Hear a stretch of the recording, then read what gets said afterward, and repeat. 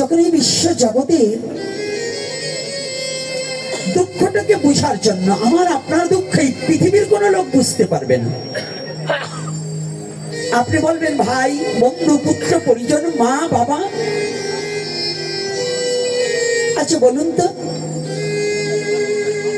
ছেলের কিছু হলে মা বলে যে তোর যদি কিছু হয়ে যায় আমি বাঁচবো না, বলে, কিন্তু আসলে কি ছেলের সাথে কোনোদিন কোনো মা বাবা মারা গেছে? এই গিয়েছে? কথা বলবেন, মরেছে? ছেলে আদরের সহিত মাকে বলছে, মা তোমার যদি কিছু হয়ে যায় আমি কাকে নিয়ে বাঁচবো গো? আচ্ছা বলুন তো, কোনো মা মারা যাওয়ার পরে ছেলে তার সাথে মারা গিয়েছে?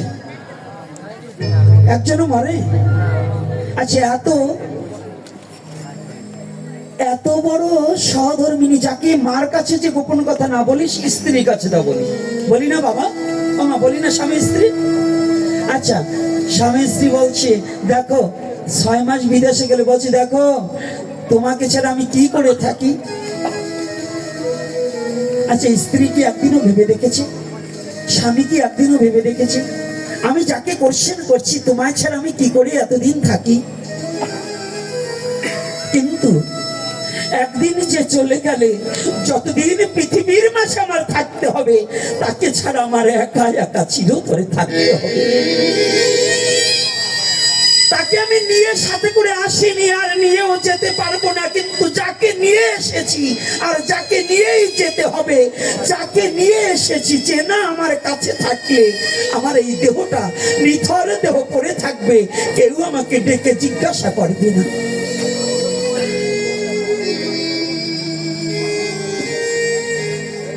কেউ আপনাকে ডেকে জিজ্ঞাসা করবে না। এই বন্ধু বান্ধব যারা আছে না, আত্মীয় বর্গ যারা আছে, আপনি ভেবে দেখেছেন, আপনি এখন যে যাকে নিয়ে এসেছিলেন সে ব্যক্তি চলে গেলে এই দেহটা সব থাকবে, শুধু যাকে আপনি কোনোদিন দেখেননি, যার সাথে আপনারা কোনোদিন সম্পর্ক স্থাপন করেননি। পৃথিবীর সনাতন ধর্মে এই সনাতন এত তেজস্বী কেন জানেন? আজকে একটা কথাই আমগ্রামের মাঠে বলে যাচ্ছি, দৃঢ় প্রতিজ্ঞাবদ্ধ হয়ে বলে যাচ্ছি, সনাতন ধর্ম না হয়ে যদি অন্য কোনো ধর্ম হতো, সনাতন ধর্মের প্রতি যত নির্যাতন, যত নিপীড়ন, যত অন্যায়, যত অত্যাচার হয়েছে, অন্য কোনো ধর্ম হলে তার নাম গন্ধ, তার কোনো অস্তিত্ব থাকতো না। শুধু সনাতন বলে এখনো দাঁড়িয়ে আছে, শুধু সনাতন বলে এখনো দাঁড়িয়ে আছে। এর কারণ কি জানেন? পৃথিবীর মাঝে সনাতন ধর্মে আত্মার সাথে সম্বন্ধ স্থাপন করা যায়। যোগী যোগ সাধনা প্রাণায়ামের মধ্য দিয়ে গোবিন্দের সাথে, পরমাত্মার ভগবানের সাথে, জীবাত্মারূপ জীবাত্মা,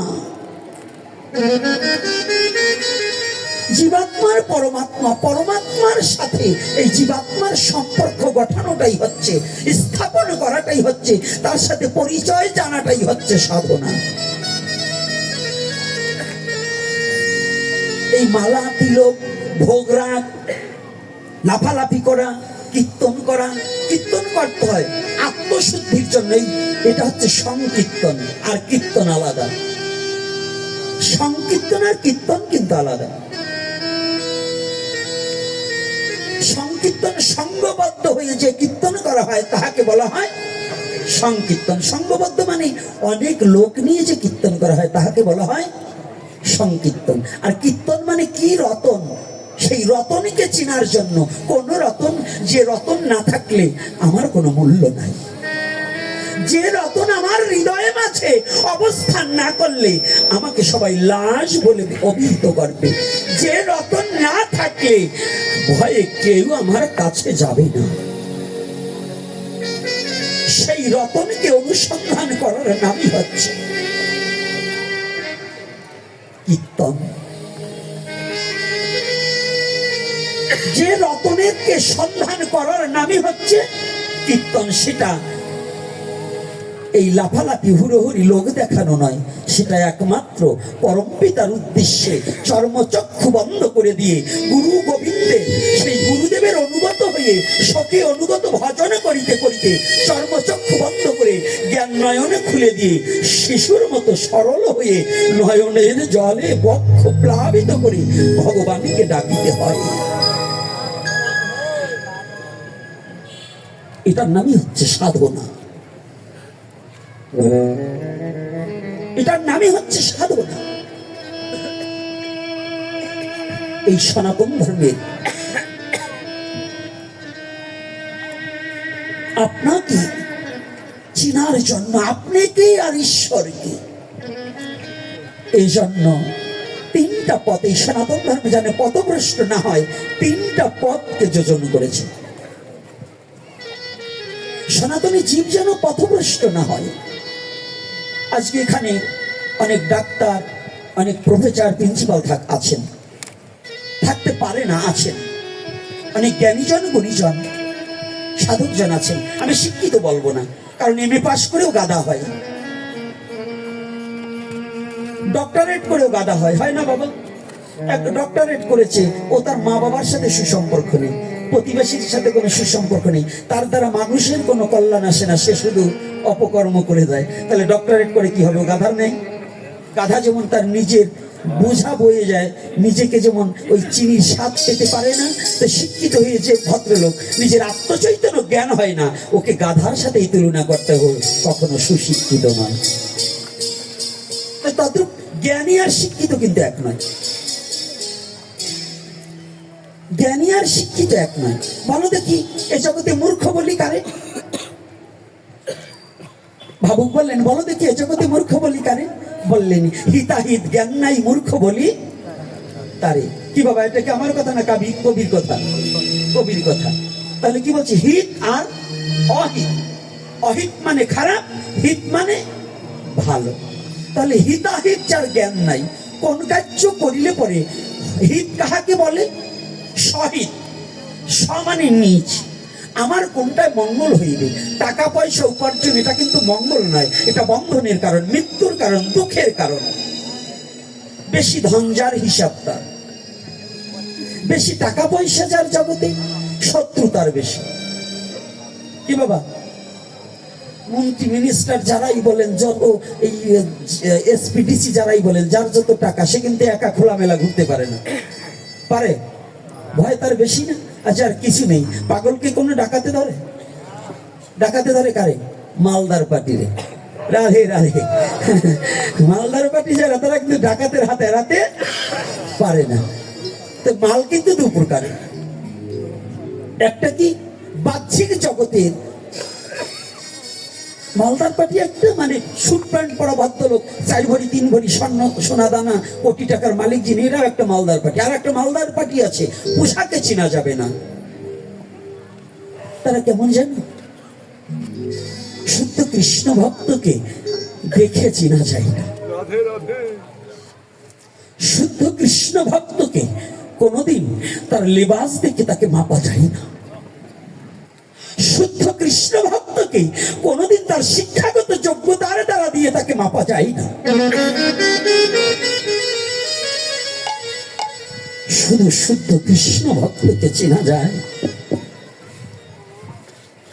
যার চরণ স্পর্শ করলে সমস্ত দেহের অশান্তি দূরীভূত হয়ে দিব্য আনন্দের উদয় হয়ে যায়, যার চরণ স্পর্শ করলে সমস্ত অনাবিল দূরীভূত হয়ে যায়, যার চরণ স্পর্শ করলে পরম পিতা পরমেশ্বরের কথা মনে পড়ে।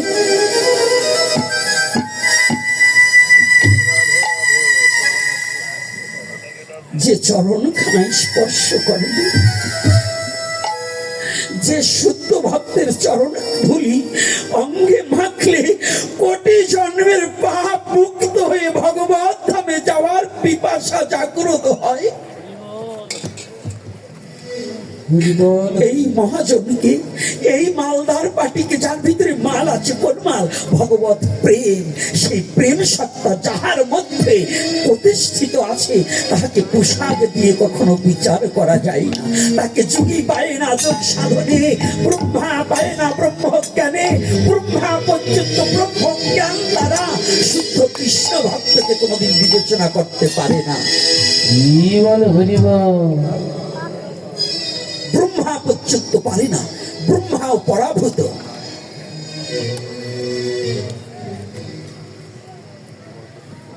সমস্ত দেবতা পর্যন্ত একজন শুদ্ধ কৃষ্ণ ভক্তের সমকক্ষ নয়। যদি কেউ দেবতাকেও শুদ্ধ কৃষ্ণ ভক্তের সাথে তুলনা করে, তথাপিও তার নরক গমন হইবে। কৃষ্ণ তো দূরের কথা, কৃষ্ণ ভক্তকেও যদি দেবতার সাথে, আমাদের অজ্ঞ ভক্তরা বলে যে কালী যে শিব সেই কৃষ্ণ।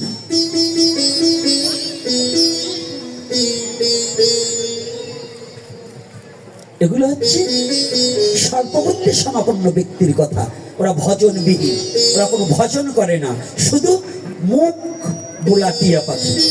আর যারা এই তিনটি পদ, কি কি পদ? চৈতন্য চরিতামৃতে স্পষ্টভাবে কৃষ্ণদাস কবিরাজ গোস্বামী বিরচিত বললেন, জ্ঞান কর্ম সাধনা এই তিনের বশে ব্রহ্ম আত্মা ভগবান ত্রিবিধ প্রকাশে। কি কি? জ্ঞান কর্ম সাধনা, এই তিনের বশে আমরা পাবো কি, প্রাপ্তি হব কি? ব্রহ্ম আত্মা ভগবান। জ্ঞানী চাই ঈশ্বর দর্শন। ঈশ্বরকে সহসা দেখা যায় না। ঈশ্বর কথাটা যখন মুখে উচ্চারণ হবে তখন তিনি নিরাকার। আর এই ঈশ্বর যখন যুগী চায় আত্মদর্শন, এই ঈশ্বরই পরমাত্মা রূপে যখন হৃদয়ের পুরে বসবাস করছেন, যুগী তার যোগ সাধনার মধ্য দিয়ে ওই জীবাত্মা পরমাত্মা যখন মিলন ঘটায় বিদলে, তখন যুগী যোগ পূর্ণ হয়ে যায়। তখন ওই যুগী রাধা গোবিন্দ যুগল মূরতি দর্শন করে আপন হইয়া।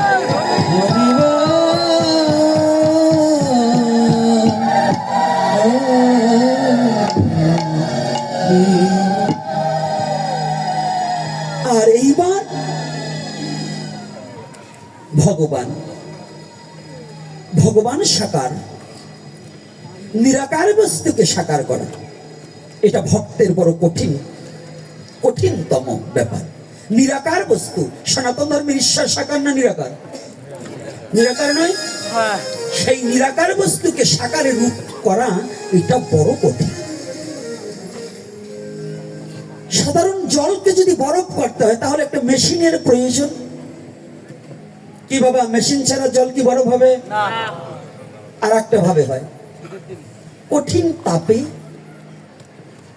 বাষ্প হয়ে বাতাসের সাহায্যে যখন পাহাড়ের গায়ে অবস্থান করে, তখন ওই তরল জল বায়ুবীয় হয়ে ওখানে গিয়ে কঠিন রূপ ধারণ করে কিনা? যারা সায়েন্স নিয়ে লেখাপড়া করেছেন, জলের তিনটি অবস্থা, কঠিন, তরল, বায়ুবীয়। তা আমার সনাতন ধর্মে তিন অবস্থায় ঈশ্বরের ভজন করা যায়। কয় অবস্থায়? কি কি? আমাদের সমাজে একটা সমস্যা আছে, ঈশ্বর ভজন বলছে ও যা করছে ওটা নয় আমারটা ঠিক, আর আমি যা বলছি যে ওটা নয় আমারটা ঠিক। এই ঠেলাঠেলি হচ্ছে কিনা? হচ্ছে কিনা? কয়েকদিন আগে একটু গিয়েছিলাম আপনাদের, আমাদের এই পশ্চিমবঙ্গ নয়, আমাদের বাংলাদেশের নয়, বাঙালির কৃতি সন্তান বলবো, এবং যিনি জাতপাতকে দূরীভূত করার জন্য, সেই নিষ্পেষিত জাতির জন্য যিনি শিক্ষা ব্যবস্থা আমাদের এই বিলের মধ্যে করেছিলেন, আমার গুরুচাঁদ ঠাকুর এবং হরিচাঁদ ঠাকুরের কৃপায়। আমি সেই পুণ্যধামে যখন গিয়েছিলাম, যাওয়ার পরে কিছু নির্বুদ্ধি, কিছু রাজাকার বাহিনী, এই সনাতন ধর্মের কিছু রাজাকার হয়েছে, এই সনাতন ধর্মের মধ্যে কিছু রাজাকার হয়েছে, এটা বৈষ্ণবদের মধ্যেও আছে, মতুয়াদের মধ্যেও আছে। এই রাজাকার গুলো নিজের পায়ে নিজেরা কুড়োল মারার জন্য, নিজের স্বজাতিকে ধ্বংস করার জন্য বসেছে। যেমন কিছু মতুয়া হয়েছে, ওরা গুরুচাঁদকেও মানে না, হরিচাঁদও মানে না, ওরাই নিজেরা ভগবান শাস্তে চেষ্টা করতেছে। এই যে অমানুষগুলো, আমি গিয়েছি ঠাকুরবাড়ি মুসলমানও যেতে পারে, খ্রিস্টান যেতে পারে, বৈষ্ণব যেতে পারে, শৈব যাইতে পারে, শাক্ত যাইতে পারে, পারে কিনা? ঠাকুর কি খালি ওই যে কয়টা বদমাইশের জন্য, ওদের জন্য ঠাকুর নাকি? ঠাকুর ভক্তে, ঠাকুরকে যে ভালোবাসবে সে। মায়াপুরের বাড়িতে মতুয়া যাবে, শৈব যাবে, শাক্ত যাবে, গানপত্য যাবে, সৌর যাবে, মুসলিম যাবে, খ্রিস্টান যাবে, ইহুদি যাবে, জৈন যাবে, নাস্তিক যাবে। যেতে পারে না বাবা? ওরাকান্দি সবাই যেতে পারে না? একজন গেলেই কি সে ওই ওরাকান্দির সম্পদ আনবার এবং ওরাকান্দির বদনাম করবার যাচ্ছে? না না। এই যে কিছু ওরাকান্দির নামধারী কিছু ওপারে বাংলায়, পশ্চিমবঙ্গে এবং এই পূর্ববঙ্গে কিছু শয়তান জুটেছে। ওরা মতুয়ার নামে আমার গুরুচাঁদ ঠাকুরকে হেয়পূর্ণ করার জন্য এই রাজাকার বাহিনী লেগেছে। এবং ওরা যেন কোন জায়গা থেকে কোনো বিদেশি চক্রান্ত, বহিরাগমন, অন্য ধর্মের এজেন্ট হয়ে সনাতনীদের মতো মারপিট লাগাবার জন্য এই শয়তানগুলো ব্যস্ত হয়ে গেছে। মতুয়াদেরকেও ভাগ করে ফেলছে এই শয়তানগুলো। আরে বৈরাগীর দল তো ভাগ আছেই, মতুয়াদের মতো ভাগ করে ফেলছে এই শয়তানগুলোকে। এর পরের এপিসোড আমি নাম ধরে ধরে বলে দেব। বাংলাদেশ এবং ভারতবর্ষে এই শয়তানগুলো সনাতনী জাতির মধ্যে একটা দ্বন্দ্ব বাঁধিয়ে এরা এজেন্ট হিসেবে কাজ করছে যেন সনাতনী জাতি নিঃস্ব হয়ে যায়। এরা রাজাকার। বাঙালি হয়ে যেমন পাকিস্তানি হয়ে কাজ করছিল এবং সনাতন ধর্মে জন্মগ্রহণ করে সনাতন ধর্মের মধ্যে দ্বন্দ্ব বাঁধাবার জন্য, ভেদাভেদ সৃষ্টি করার জন্য আবার এরা একটা চক্র তৈরি হয়েছে। তবে সাবধান, আমাদের পথ মাত্র তিনটা। আমি আবারও বলে দিচ্ছি, সাবধান করে দিচ্ছি সবাইকে। শ্রীমদ্ ভগবদ গীতায় যদি কেউ বলে ঈশ্বর আসতে পারে না, তাহলে তার মতো গাধাই পৃথিবীতে জন্মগ্রহণ করেন। কারণ যেখানে ভগবান কৃষ্ণ নিজে বলেছে, যখন ধর্মের গ্লানি হয়, অধর্ম যখন বৃদ্ধি পায়, আমি তখন স্বইচ্ছায় অবতীর্ণ হয়ে যাই। কি কথা আছে কিনা? তাহলে ভগবান বারংবার আসতে পারে, তার যখন প্রয়োজন তখন সে আসতে পারে, যেখানে ইচ্ছা সেখানে সে আসতে পারে। এটাকে যারা অস্বীকার করে, আমি বললাম ওর জন্মে ত্রুটি আছে, ওর জন্মের বাবাকেও মানে না। কারণ যেখানে সাক্ষাৎ ব্রজেন্দ্র নন্দন পরম পুরুষ পরম পিতা পরমেশ্বর ভগবান শ্রীকৃষ্ণ নিজে স্বমুখনিশ্চিত বাণী বলেছে, সেই ভগবানের কথাকে যে অমান্য করে, ওকে আমি মানুষের মধ্যে গণ্য করি না। আর সেই সনাতনে জন্মগ্রহণ করে আমার সেই সনাতনকে দ্বিজাতি বিধা, মানে দ্বিভেদ করার জন্য, বিভেদ করার জন্য, ভাগ করার জন্য যারা উঠে পড়ে লেগেছে, এদেরকে কখনো জাতি ক্ষমা করবে না।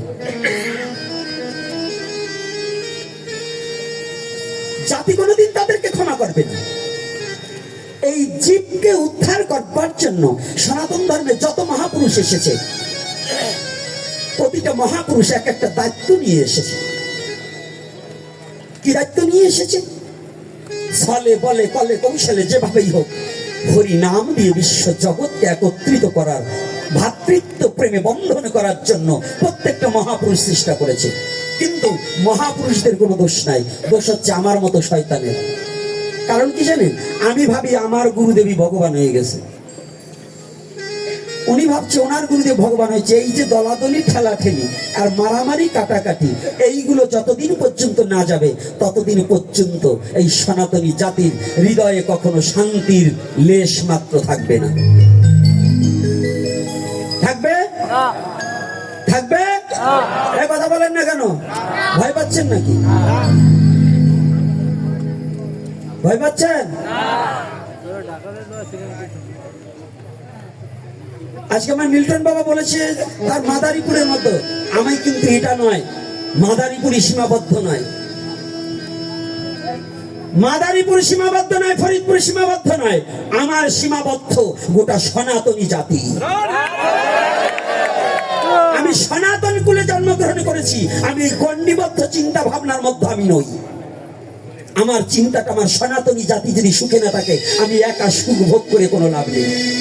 আজকে মিল্টন বৈদ্য সুখে থাকবে তার মাদারীপুরকে নিয়ে। গতকালকের ঘটনা, এই যে আপনার পার্শ্ববর্তী মকসিদপুর থানায় চাওচা গ্রামের ছেলেটাকে খুন করা হয়েছে ঢাকা বসে, ওটা আমার কমেনি? হ্যাঁ, কার কমেছে? কত্তাল বাজাচ্ছ আর খিচুড়ি খাচ্ছ। আজকে কমেছে কার জাতির? আমার জাতির। যে ছেলেটার এক মায়ের একটা মাত্র সন্তান, আজকে মাটা কার কাছে গিয়ে দাঁড়াবে? আপনি একটু হৃদয়ে কোনোদিন জায়গা করেছেন যে আপনার একটা সন্তান যদি সে মারা যায় আপনি কিভাবে ধৈর্য ধরে থাকবেন? পুত্রহারা মার সান্ত্বনা দেওয়ার মতো যোগ্যতা আমার মতো গোপীনাথের নেই। কিন্তু আজকে বাংলাদেশে কত হিন্দু নির্যাতন হয়েছে মিল্টন বাবু তা খবর রাখেনি। মিল্টন বাবু শুধু মাদারীপুরের সীমাবদ্ধতা। এই জন্য আমি প্রত্যেকটা নেতাকে বলতে চাই, ওই সুভাষ বাবাকে বলবো, শুধু আপনার ইউনিয়ন নিয়ে ভাবলে হবে না, আমার সনাতন নিয়ে যদি না ভাবতে পারেন তাহলে আপনাদের মতো নেতা আমাদের দরকার নেই। আমার সনাতন নিয়ে যে না ভাববেন তাদের মতো নেতা আমার দরকার নেই। কি আপনারা কি বলেন? তা বলেন না কেন?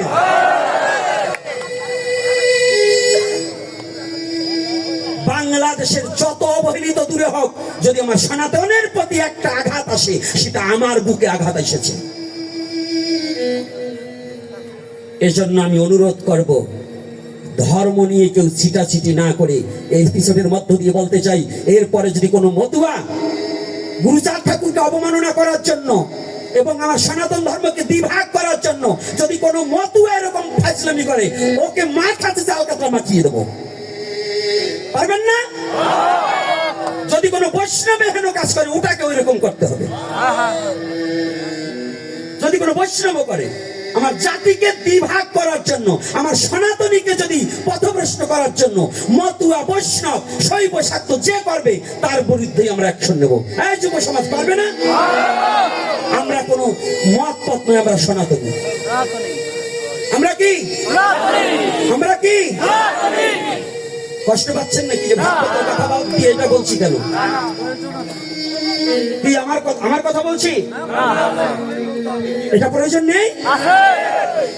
তাহলে আমি সনাতনী, আমার মহাপ্রভু বিশ্ব জগৎকে একত্রিত করার জন্য যখন বর্ণবাদের নিকরুণ কষাঘাতে, যখন মানুষে মানুষে দ্বিধা দ্বন্দ্ব এবং মানুষে মানুষে ঘৃণার বীজ ছড়িয়ে দিয়েছিলেন, এই বিষ মানুষ যখন অনুতপ্ত হতে লাগলেন, যখন হাহাকার করে কেঁদেছিলেন, জানেন যারা ইতিহাসবিদ আছেন, আজ থেকে 500 বছরের আগে, 550 বছর আগের ইতিহাস, এই সনাতনীদের প্রতি যে বর্ণবাদের চিন্তা চেতনা ছিলেন। নিম্ন জাতি যদি কোনো উচ্চ বর্ণের বাড়ি যেতেন তাকে বসতে দিতেন না, যদিও কোথাও নিচে বসতেন সেখানে গোবরের ছিটা দেওয়া হতো। যেখানে নিম্নবর্ণ গেলে পরে খাবার তো দূরের কথা, সে তার ছায়াটা পর্যন্ত মারাতো না। এই অবস্থা যখন এই সনাতন ধর্মের মধ্যে ঢুকে পড়েছিল, তখনই কলির পাবন অবতারী রাধা কৃষ্ণ দুহু অঙ্গ এক অঙ্গ হয়ে শ্রীকৃষ্ণ চৈতন্য মহাপ্রভু এসে উদয় হয়ে গিয়েছে।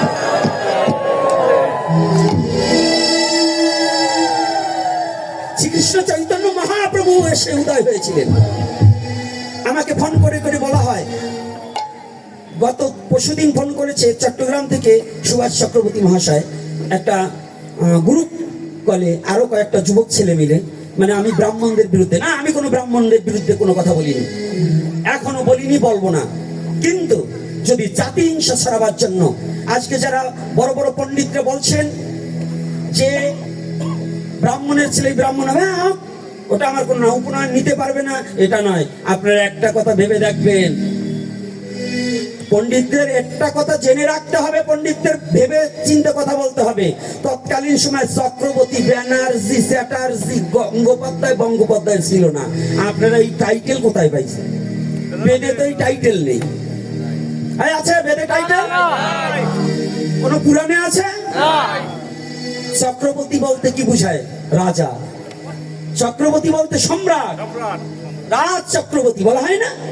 কিন্তু চক্রবর্তী বলতে ব্রাহ্মণ নয়। আপনারা চক্রবর্তী, গঙ্গোপাধ্যায় এগুলো পাইলেন কোথায়? এই খা বিশ্বাস এগুলো তো আগে ছিল না, বেদের গায়ে এগুলো ছিল নাকি? তাই ফাজলামিক বা কথাবার্তা সনাতন ধর্মকে নিয়ে কথা বলতে হলে পাণ্ডিত্য অর্জন করেছেন বটে, এজন্য আপনাকে ধন্যবাদ জানাই যে আপনারা অনেক শ্লোক মুখস্থ করেছেন। কিন্তু আমরা শ্লোক না বলতে পারলে কি হবে? একটা জিনিস জানবেন, হ্যাঁ, ওই স্বর্ণকারের ঠাকুর টুকুর কামারের এক বাড়ি। স্বর্ণকার সারা দিন রাত ভরে ঠাক ঠুক করবে, কামার এক বাড়ি দিয়ে কিন্তু একেবারে মাথা চেঁচে দেবে। এজন্য সনাতন ধর্ম নিয়ে আবার বর্ণবাদ বাংলা ভারতের মধ্যে সৃষ্টি করতে চাইলে তাকে কোনো ছাড় দেওয়া হবে না। যে জাতি হোক যদি বর্ণবাদ ছাড়াতে চায় তাকে কোনো ছাড় দেওয়া হবে না। আমি সনাতনী। কোথায় ছিল সেদিন তোমার এই কৌলিন্য প্রথা? সৃষ্টির প্রারম্ভে খোঁজা, যদি জগৎ পিতা জগদীশ্বর এক মনু হইতে যদি সমস্ত জাতির সৃষ্টি হয়, ওটা পড়নি? ওটা পড়নি? এক মনু হইতে যদি জগৎ সৃষ্টি হয়, তাহলে এই নিচু মুচির ছেলেও ব্রাহ্মণ, এটা জানিতে হবে। তোমার কথায় চলবে না, আগে সিদ্ধান্তবাদে আসতে হবে।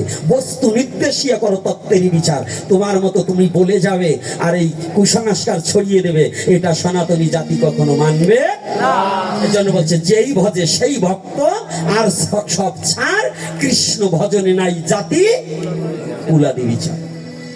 কষ্ট হচ্ছে নাকি আপনাদের আমার কথা শুনতে? কি কষ্ট হচ্ছে? রাধে রাধে। কষ্ট পাচ্ছেন না তো বাবারা? আজকে কান্নাকাটি বন্ধ। যত কান্না গতকাল কাঁদছেন, আমার ভাই কান্দাইছে, আমি আজকে কান্দাবো না। আজকে কান্দাকাটি করে কি পাইছেন? কানবেন, কাঁদতে হবে, তবে মায়াবাদী নয়, শুধু কৃষ্ণ বলে কাঁদে। লোককে দেখাবার তরে নয়, জানো সে দেখবে আর আমি জানবো, সে জানে আর আমি জানি। এজন্য এই কান্না কাঁদতে হবে। তবে আজকে কোথায় আমার সেই প্রতিটা মনুষ্য জাতি দুঃখ হরণ করবার নিমিত্তে সেই গোলকের হরি এসে ভুলকে এসে গৌরাঙ্গ রূপে নিচু জাতিকে বক্ষে জড়িয়ে ধরে। আজকে ব্রাহ্মণ্যবাদ ছড়াচ্ছেন। এই পণ্ডিত গুলোকে বলে রাখি, পিনাকি ভট্টাচার্য ব্রাহ্মণ নয়, সেটাতে মুসলমানের মাইয়ে বিয়ে করলো, সেই সময় পণ্ডিত ছিল কোন জায়গায়? পারলে সেইটারে ফিরেই আনো। পণ্ডিত দেখ ফানে লেস কাটা পণ্ডিত হয়েছে না, পারো ওই যে নিচ জাতির কাছে যাইয়ে ভালো পিঠাকের কাছে যাও, তার থাকবে না একটা। এজন্য যদি এই জাতিটা, যারা জাতিভেদ ছড়াচ্ছে, বর্ণবাদ ছড়াচ্ছে, এগুলোকে কেউ কখনো গ্রহণ করা যাবে না। এর বিরুদ্ধে সকলে সচেতন হতে হবে। যেখানে যে অবস্থায় পাবে, একে আগে হটাও।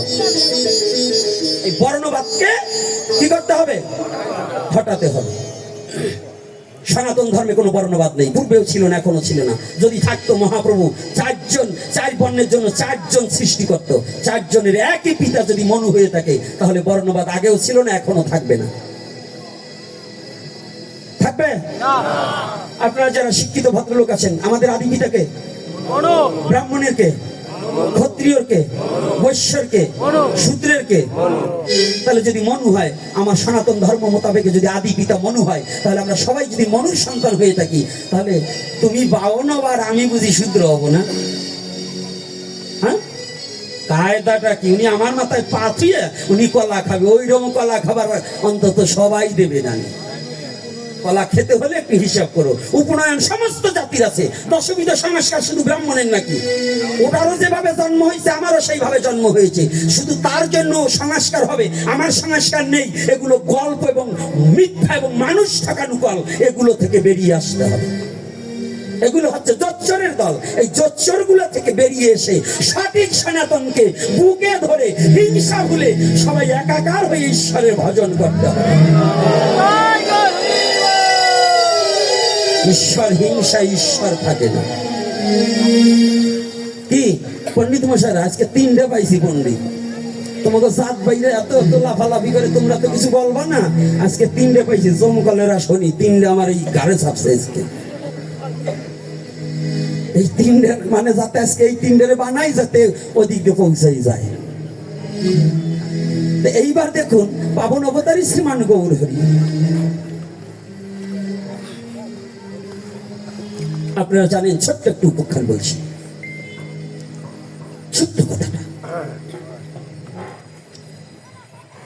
জানেন তো? যে কথাটা অল্প একটু, আমার এটা বলা কথা আরো পিছনে আছে, কিন্তু তথাপি আজকের কথার উপরে ভিত্তি করে চলে আসলেন মহাপ্রভু, কৃপা করে বলাতে চাচ্ছেন, সেটা বলছি। আমার মুখে আমি বলছি না, এটা ঈশ্বর বলাচ্ছে, তাই বলছি। আমাকে এক নিমেষের মধ্যে ঈশ্বর আমার মুখটাকে বন্ধ করে দিতে পারে, পারে না? তাহলে এটা কে বলাচ্ছে? আপনারা জানেন, আজকে আমার দুঃখ, 5ই আগস্টের পরে জানেন আমার একটু ঘুমাতে পারি, দুটো খেতে পারি। আজকে মন্দিরে আমি কাজ করতে পারছি না, আমার এই পরিশ্রমের টাকা 5.5 লক্ষ টাকা, 3টা মোবাইল, এগুলো পর্যন্ত আমাকে গাড়িতে হামলা করে হাতিয়ে নিয়ে নিল। আমি যেখানে মন্দির করেছি ওখানে আসার পরেও আমাকে বলে উনি আলিভত্তা 2 নম্বর আসামি, আমাকে আমার কাছ থেকে টাকা হাতাবার জন্য ব্যবস্থার জন্য আমাকে ডেকে নেয় অন্য জায়গায়। এরকমও অত্যাচার আমি গোপীনাথ নিজে সহ্য করেছি। আর আপনারা বলবেন সুখে আছি, মানে উপর দিয়ে কাতরা দিয়ে, বুকে একটা কাতরা দিয়ে মেরে দিয়ে পিছনে খালি হাত বুলাবে না। আমার যে বুক দিয়ে রক্ত পড়ছে এটা আপনারা দেখছেন না তো? এটা দেখার সনাতনী জাতির চোখ হয়নি। এই সনাতনী জাতি অন্ধ হয়ে গেছে। নিজের জাতির প্রতি যত দুঃখ আসুক, আমি ভালো থাকলেই জগৎ ভালো না। আমার একটা হাত ভালো থাকলে যেমন আর একটা হাত ছাড়া চলে না, তবু আমার স্বজাতি ভাই যদি কষ্টে থাকে তাহলে তুমি সুখে থেকে তোমার এটা সুখ না, এটা সুখ নয়। তুমি যদি পারো, আমার এ ঘর ভাঙিছে যে বা আমি বাঁধি তার ঘর, আপনে করিতে কাঁদিয়ে বেড়াই যে মরে করেছে পর। তুমি কোন সনাতনী? আমি সেই সনাতনী যে সনাতনী জগাই বাধাইকে উদ্ধার করেছিলেন আমার মহাপ্রভু এবং আমার দয়াল নিতাই চাঁদ। আমি সেই সনাতনী। যদিও কখনো কারো প্রতি বিরোধ থাকে, কারো প্রতি দ্বন্দ্ব থাকে, সেটাকে ভুলে গিয়ে আজ দুঃসময়, তার বিপদের সময় তার পাশে দাঁড়িয়ে তাকে রক্ষা করা, এটাই আপনার সবচেয়ে বড় ধর্ম। কোনটা ধর্ম বাবা? বিপদে ঠেলে দেওয়া না তাকে রক্ষা করা? কোনটা? কোনটা? এই সনাতনী জাতি পলিটিক্সও বোঝে না, ধর্মও বোঝে না। পলিটিক্স কি জানেন? আপনার ছেলে জন্ম দিয়েছেন একটা, একটা সাধু হবে না, আপনার ওই নেতা হবে না, ডাক্তার হবে না, ইঞ্জিনিয়ার হবে। ছেলে তো আপনার একটা, ছেলে জন্মাতে হবে 4টি। বলেন তো কেন? ছেলে হোক মেয়ে হোক 4টি করে সন্তান নিতে হবে, একবার নিম্নত। যদি 3টার, ওই আমার সুভাষ বাবা বলছে 3টার পরে যদি এই আমগ্রাম ইউনিয়নে কারো সন্তান নেওয়ার ইচ্ছা থাকে, আমার সুভাষ বাবার সাথে যোগাযোগ করবেন, সিজারের টাকা আমার সুভাষ বাবা সংগঠন থেকে উঠে দেবে। আগের পাঠে আমার সাথে কথা হয়েছে, তবু পাকুল্লা বসে, তবু 4টে করে নিতে হবে। এর কারণ কি জানেন? একটা আওয়ামী লীগ করবে, একটা বিএনপি করবে, একটা জাতীয় পার্টি করবে, একটা জামাতি করবে, একটা হেফাজত করবে, 5টা 6টা সব মাইয়ে নেব, যে দল আসবে সেইটাই আমার সুবিধা। পলিটিক্স তো বোঝেন না, এই জন্যই মার খাইতে হয়। যেটা আসবে সেইটাই আমি আসি, কারণ 5টা জন্মাইছি, 5 দলের যেটা আসবে দল সেইটাই আমার। আরে সবাই তো বলছি, খালি তোমারে বলছি না, তোমার আরো 2টি বাকি আছে, কেবল 3টে, আরো 2টে নিতে হবে। ছাড়বো না নেই, তোমরা মেশিন, জমি চাষ করার মেশিন তোমরা, নাঙ্গল তোমরা। মহাপ্রভু অশেষ করুণায় দেশে একটা বাচ্চা নিয়ে আয়। সনাতন ধর্মে বলছে অপারেশনের রুগী নাকি ভোগ লাগাতে পারবে না অপারেশন করলে। কোন অপারেশন করলে? এই বোধগম্যই তো জাতির হয়নি। সেই অপারেশন রোগের দায়ে, যদি অ্যাপেন্ডিসাইড হয়েছে, জরার নারীতে টিউমার হয়েছে, কিংবা ফুসফুসিতে কিছু হয়েছে, এই অপারেশনে কোনো দোষ নেই। দোষ হচ্ছে যদি বাচ্চা নেওয়া বন্ধ করার জন্য কোনো নারী পুরুষ অপারেশন করে, তার দ্বারা মহাপ্রভুর সেবা হবে না, তার দ্বারা মহাপ্রভুর সেবা হবে না। ওইটা খণ্ড দেহ। আর বেদিগ্রস্ত হয়ে অপারেশন, এটা খণ্ড দেহ নয়, এটা মহাপ্রভুর ইচ্ছায় বেদিটাকে তিনি দিয়েছেন, তিনি আবার ডাক্তার দ্বারা নির্মূল করার জন্য তাকে শাস্তি ভোগ করতে হয়েছে। এটা কোনো অপরাধ নয়। কিন্তু যদি সন্তান নিবারণের জন্য, সন্তানকে বন্ধ করার জন্য কোনো নারী যদি এই পদ্ধতি, কোনো পুরুষ যদি এই পদ্ধতি গ্রহণ করে, তাহার চেয়ে মহাপাপী আর জগতে হয় না। আর কিছু বললাম না, এখন বুঝে দেখেন। আর কিছু বলবো? মায়েরা কষ্ট পাইছেন নাকি মা? ও মা, কষ্ট পান নাই তো? তাহলে যাদের 2টো বাচ্চা আছে আবার দয়া করে 2-1টা নিয়ে। আর যদি কেউ লেখাপড়া করাতে অসমর্থ হন, দয়া করে এই হতভাগার একটু খবর দেবেন, সন্তানটা মন্দিরে দিয়ে দিবেন। যদি মহাপ্রভু ওর ভাগ্যে থাকে, একদিন মানুষ হতে পারবে। আমার জীবনটা বলিদান করে দিয়েছি এর উপরে। আমার কথা আজকে বলবো না, যদি অন্য কোনো দিন দেখা হয় আবার আমার কথা একটু বলবো যে কেন এত যন্ত্রণা আমার ভিতরে কেন এত আগুন, এটা পরে বলবো, আজকে আর বলবো না। তবে আমার কথাটা একটু জানতে হবে, আজকে মহাপ্রভু কি করেছে, কেমন কথাটা একটু ভালো করে জানতে হবে। চন্দ্রশেখরের ঘরে যেদিন মহাপ্রভু দক্ষিণাতে চন্দ্রশেখরের ঘরে অবস্থান করছে, আর এদিকে রূপ গোস্বামী কিন্তু, ওনাদের দু ভাইয়ের নাম ছিল কি গো? হ্যাঁ, দবির খাস আর সাকর মল্লিক, নাম পরিবর্তন। তৎকালীন সময় হোসেন শাহের আমলের দুজন, নাকি হোসেন শাহের আমলে না কি বাবারা, সাধু বাবারা কি বলেন? আমি আবার ভুলে গেলে আপনারা একটু বলবেন। তাহলে হোসেন শাহের আমলে কিন্তু তারা প্রধান দুজন কর্মচারী ছিল, রাজমন্ত্রী ছিল। কে কে? দবির খাস ও সাকর মল্লিক। পরবর্তীতে গুরু প্রদত্ত নাম হন রূপ এবং সনাতন।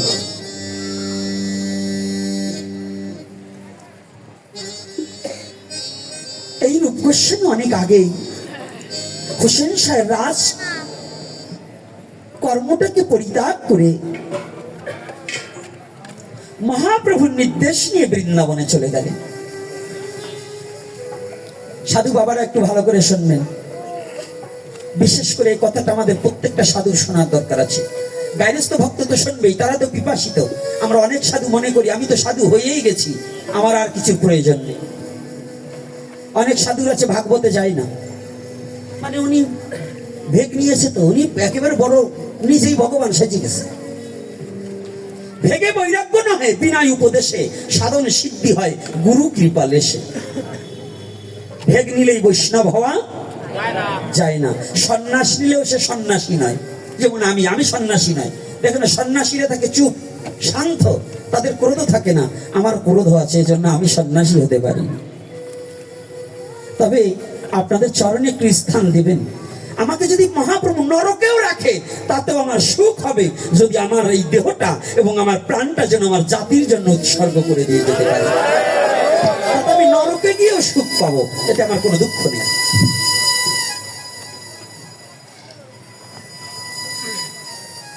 অনেক আগেই বৃন্দাবনে চলে গেলেন। বৃন্দাবনে গিয়ে সনাতন বড়, রূপ গোস্বামী হচ্ছে ছোট। রূপ একখানা চিঠি লেখলেন। এখন তো হ্যালো, তখন তো হ্যালো ছিল না, পত্রের দ্বারা জানাতে হতো মনের কথা।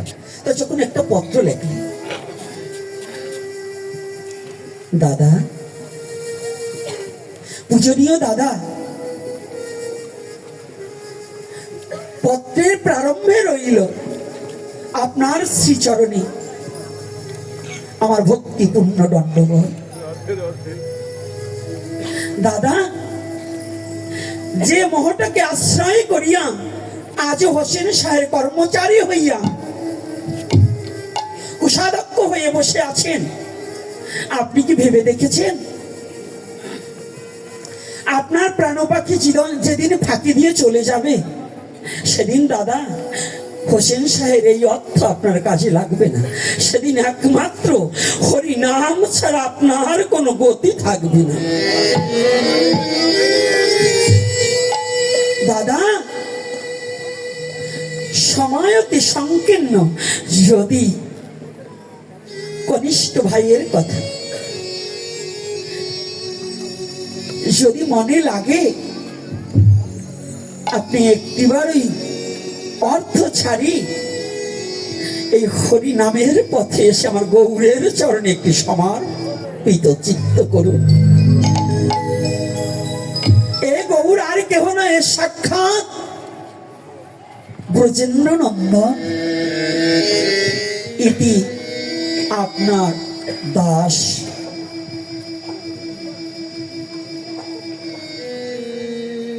পত্রখানা অনেকদিন পরে সরাসরি গিয়ে পৌঁছিয়েছে সনাতনের হাতে। তখন তিনি সনাতন নয়, তখন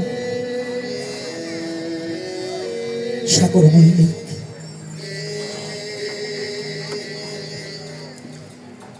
আজকে সাগর মল্লিক পত্রখানা পাওয়ার সাথে সাথে হঠাৎ করে দুটি চোখের জলে ভাসছে, পত্রখানা পড়ছে। আহা, আমার ছোট ভাই হয়ে আজ গৌরের চরণে নিজেকে সমর্পণ করলো। ওরে, আজকে ও গৌরের চরণে পেল, আর আমি গৌরের চরণ থেকে বঞ্চিত হয়ে গেলাম।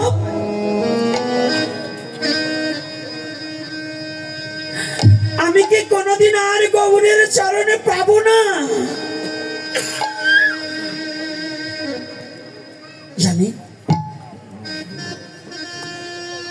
ও মা, ও বাবা, ভগবানের ভজনে কোনো মন্ত্র তন্ত্র, বেদ মন্ত্র, কোনো ভাগবত মন্ত্র, সংহিতার মন্ত্র, এগুলো দিয়ে কখনো ভগবানকে ভালোবাসা যায় না।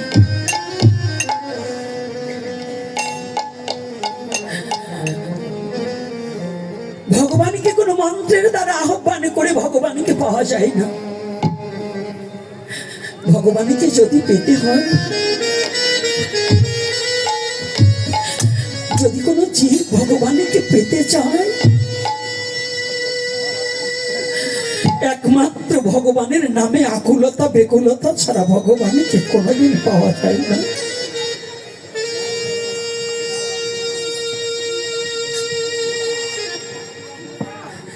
ভগবানকে পাওয়ার মাত্র দুটো পথ,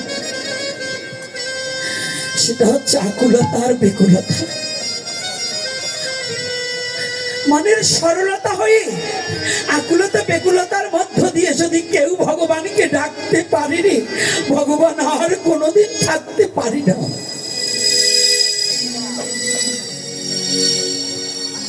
আজকে সাগর মল্লিক আকুলতা বেকুলতা দিয়ে ডাকছে। আমি গৌরের চরণ থেকে বঞ্চিত হয়ে গেলাম।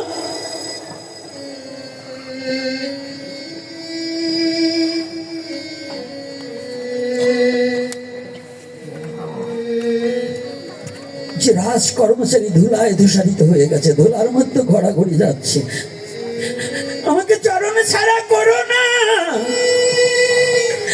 প্রভু, আমাকে তোমার চরণে ছাড়া করো না, আমি আসছি।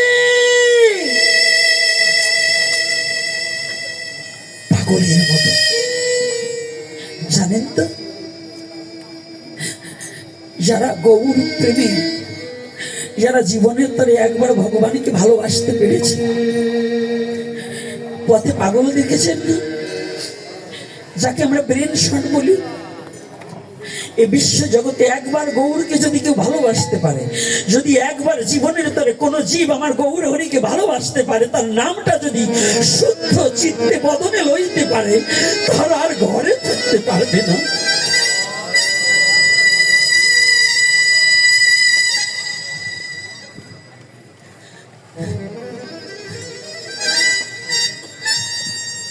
যে একবার গৌরকে ভালোবাসতে জানে, আমার গৌরকে যে একবার চিরজন্মের মতো ভালোবেসেছে, ওই চরণের দাস হওয়ার মতো মনোপ্রাণ যার তৈরি হয়েছে,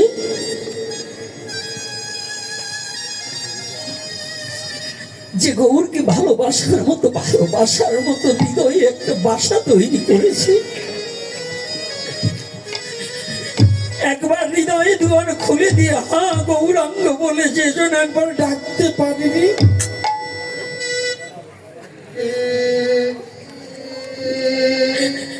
হৃদয় দুয়ারখানা খুলে দিয়ে যদি চির জন্মের মতো আমি তোমার হলেম বলে যদি গৌরকে একবার ডাকা যায়,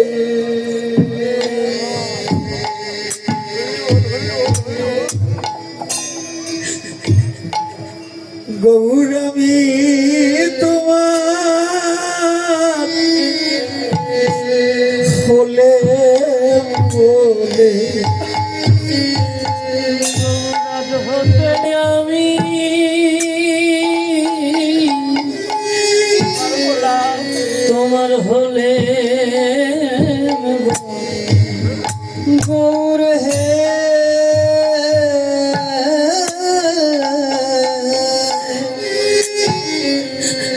ওরে আজ হতে গৌর আমি তোমার আজ হতে আমি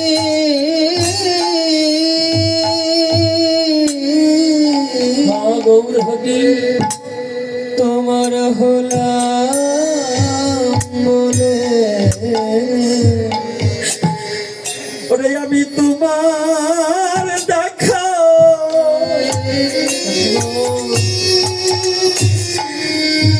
ওরে পাইবা না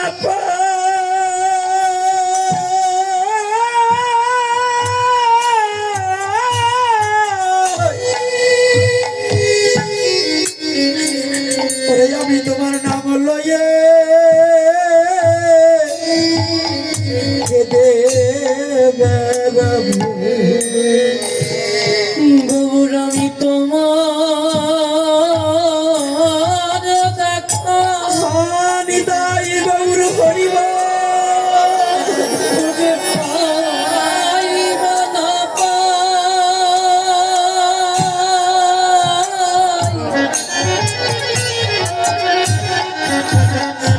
আমি তোমার নাম লয়ে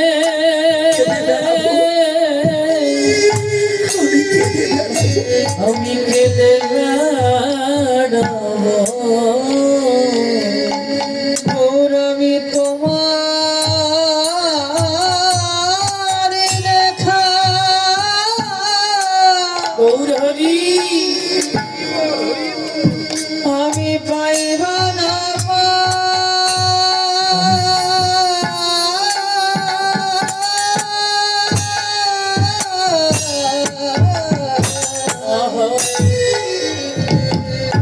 তোমার নাম লয়ে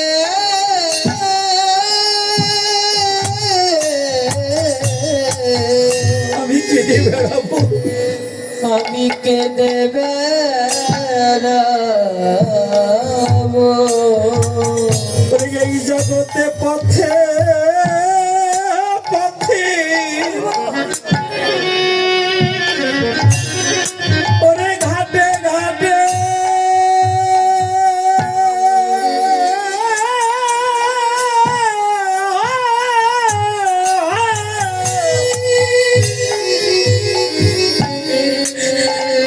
আমি তোমার নাম লয়ে ওরে কেঁদে বেড়াবো ওরে আমি পথে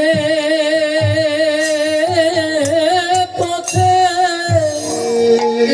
ওরে ঘাটে ঘাটে ওরে ঘাটে ঘাটে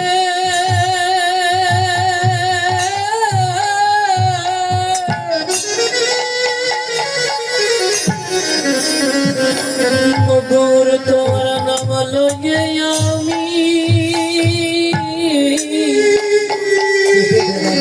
আমি কেঁদে বেড়াবো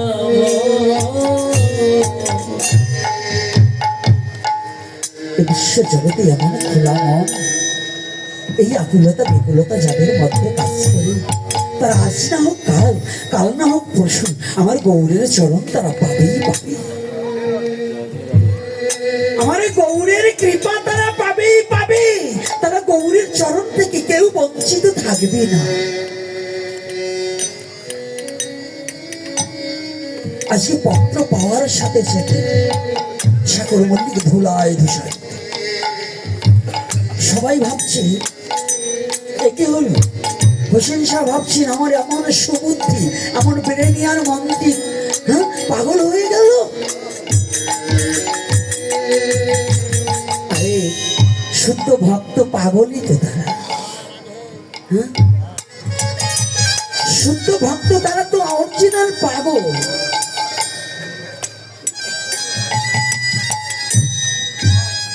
তারা বিশ্ব জগতের কিছু চাই না শুদ্ধ ভক্ত কিচ্ছু চাই না সত্য যুগে সেই বুড়ি মায়ের কথা গাভীটা ছিল ভগবানকে দুধ সেবা দিতে বলছে গাভীটা যেন মরে যায় ভগবান বলছে না বলছি তারপরে কি জানি তাল পাতার কুঠিরটাও পুড়ে যায় নারদ বললো ভগবান তুমি কেমন কথা বলছো যে তোমাকে খেতে দিল তাকে তুমি অভিশাপ দিলে আর যাকে যে তোমাকে দুধ দুধ করে তাড়িয়ে দিলে তাকে তুমি আশীর্বাদ দিলে, সেদিন বলছে না নারদ, আমার এই কথা তুমি এখন বুঝবে না। শোনো, আমি ওকে বিষয় বাসনা থেকে সব পুড়িয়ে ছাই করে দিয়ে শুদ্ধ খাঁটি স্বর্ণ করে ও যেদিন দেহ রাখবে, আমি পুষ্প রথে চড়িয়ে আমি নিজ হাতে আমার গোলকে নিয়ে যাবো। আর যে আমাকে তাড়িয়ে দিয়েছে, ওকে বিষয় বাসনা দিয়ে এমন ডুবিয়ে রাখবো ও যেন আমাকে আর কোনোদিন খুঁজে না পায়। শুদ্ধ কৃষ্ণ ভক্ত যারা, যারা শুদ্ধ গৌর ভক্ত, যারা শুদ্ধ হরি ভক্ত, যারা শুদ্ধ শিব ভক্ত, যারা ভক্ত, বিভক্ত নয় ভক্ত যারা, তাদের মনে কোনো অহংকার হিংসা থাকে না। থাকে বাবা? যারা শুদ্ধ ভক্ত, তাদের সে মতের হোক, কৃষ্ণ ভক্ত হোক, শৈব হোক, যে মতে পথের হোক, তাদের কোনো এসব থাকে না। এই হিংসা খুঁটিনাটি কাদের? যারা বদমাস, নাকি বাবা? শুদ্ধ ভক্তের। এই যে ওরাকান্দির কথা বলেন, ওরাকান্দি গিয়েছি, ছোট মা, মেজো মা, সুব্রত ঠাকুর এবং ওই বংশের যত যারা আছে, ওই বংশে জন্মগ্রহণ, যাদের যাদের সাথে দেখা হয়েছি, তারা যে শ্রদ্ধা জ্ঞাপন করছে, তারা যে ভালোবাসা দিয়েছে, তারা যে আমাকে সম্মান নয়, তারা যে তাদের চরণে ঠাঁই দিয়েছে, এটাই আমার কাছে সম্মান। আমি চাই না, আমি তারা ভালোবেসে তাদের চরণে আশ্রয় দিয়ে ওই বংশে যারা জন্মগ্রহণ করেছে, আমার জন্ম তো ওই ঠাকুর বংশে হয়নি, তাহলে ওই বংশে যারা জন্মগ্রহণ করেছে তাদের পূর্ব জন্মও ভালো, না হলে ওই বংশে তারা জন্মগ্রহণ করতে পারতো না। তাহলে তারা যে আমাদেরকে ভালোবাসলেন, বুকে টেনে নিলেন, এটাকে আমরা অস্বীকার করবো? কি অস্বীকার করবো বাবা? এইটা অস্বীকার করা যাবে না। তাহলে তাদের এই যে ভক্ত তৈরি হওয়া। আর একটা শুভ সংবাদ, যারা আগের তারিখে শুনছেন, এবারও শুনুন। আমি লীলাটা বলবো, কিন্তু এই কথাগুলো এসে যায়, না এসে বলতে পারছি না। আমাদের এই দুঃখটাকে দূর করার জন্য আমাদের আজকে কমিটির পক্ষ থেকে এক বাবা বলেছে আলোচনা করার জন্য, সেখানে একটু টাচ দিয়ে আবার ওখানে যাব। সেই টাচটা হচ্ছে শ্রাদ্ধে মৎস্যের কথা বলার জন্য, যে এটা কতটুকু যুক্তাযুক্ত, কতটুকু বৈধ। এই কথাটা কি বলবো না বলবো না? হ্যাঁ, আমাকে বলবার জন্য বলছে, তাই আমি বলছি, আমার ইচ্ছায় নয়। এটা নিয়ে বহুতবার এপিসোড করা আছে, তারপরেও বলছি, কারণ আমি তো আপনাদের সন্তান, নাকি? আমি কাদের? আপনাদের সন্তান নয়? আমি আমার মা বাবা নরকে যাক, এটাকে আমি চাবো? যারা ভুল করেছে, ভুল করেছি, ভুলেরও সংশোধন আছে। কারণ ভগবানের কাছে, ভগবান দয়ালু, তার কাছে ক্ষমা চাইলে ভুল ক্ষমা করে দেবে। দেবে কিনা? এটা আমাদের বিশ্বাস আছে কিনা বাবা? কিন্তু জানার পরে ভুল করলে কিন্তু ভগবান কখনো ক্ষমা করবে না। আমরা যারা আছি, আমাদের বৈদিক বিধান মোতাবেকে যে যে ধর্মে, যে ধর্ম না, যে যে বর্ণেরই থাকুন, যদি আমাদের শুদ্ধ মত মানতে হয়, প্রাচীন কাল থেকেই আসছে, আমাদের বংশে কেউ মারা গেলে ওই বংশের 7 পুরুষ পর্যন্ত কোনো মাছ, মাংস, পেঁয়াজ, রসুন, মসুরির ডাল, ডিম ভক্ষণ করে না। কত পুরুষ? কি করেন নাকি? আপনারা করেন? কথা বলে না। তা যারা কথা না বলেন তারা কি মনে হয় করেন? নাহলে মৌন থাকেন কেন? অর্থাৎ আমাদের নিয়ম হচ্ছে 7 পুরুষ পর্যন্ত ঔষধ পালন করা হয়, নাকি বাবা? আচ্ছা, ঔষধ পালন করেন। এই 11 দিন কিংবা 15 দিন কিংবা 13 দিন কিংবা 1 মাস, এর মধ্যে কি কেউ মাছ মাংস খান? আচ্ছা, যেদিন তার পরলৌকিক ক্রিয়া হবে, যেদিন ভগবান বিষ্ণুকে আহ্বান করা হবে, আমি গ্রন্থটা নিয়ে এসেছি, যদি কারো দেখতে হয় আমি দেখিয়ে দেব, যদি না দেখাতে পারি আমার এই চুল বন্ধ রাখবো, মাথাতে চাল কাতরা মাখিয়ে ছেড়ে দেবে। কথাটা বুঝতে পেরেছে? আমি পরিষ্কার বলবো। আর যদি লেখে থাকে তাহলে ব্যাস দিয়ে ভুল লেখছে, এজন্য আমি দায়ী না। আমার সাথে ঝগড়া করবার আসলে কপালে হইয়েও যাইতে পারে, কারণ গ্রন্থে লেখছে, আমি বলবো না। সত্যটা বলতে হবে, মিথ্যাটা বলা যাবে না। গ্রন্থে লেখছে একরকম, আমাদের কিছু পণ্ডিতরা বলে তাদের সুবিধা মতো একরকম, এইটা বলা যাবে না। তাহলে যেদিন যে অন্ন ভগবান বিষ্ণুকে নিবেদন করা হয় নাই, সেই অন্ন কুকুর মাংস সদৃশ, যে অন্ন ভগবান বিষ্ণুকে নিবেদন করা হয়নি সেই অন্ন কুকুর মাংস সদৃশ। তাহলে যদি এই কথাটা আমাদের শাস্ত্রীয় নির্ধারণ এবং থাকে, আচ্ছা আমরা এমনি খাই, আমাদের পশুত্ব স্বভাব অনেকেরই, আমারও পরিবর্তন হয়নি, আমি আপনাদের বলবো তা না, আমারও পরিবর্তন হয়নি, তাহলে আপনি খান তাতে বলবো না। কিন্তু যেদিন ভগবান বিষ্ণুকে আহ্বান করিয়া মত্তলোকে আনিয়া পিতৃপুরুষের উদ্দেশ্যে তার চরণে ফুল তুলসী দান করা হয়, সেদিন কি অন্যের দ্বারা ওই বাড়িতে বসে মৎস্য সেবা করা আমাদের বৈধ কিনা অবৈধ?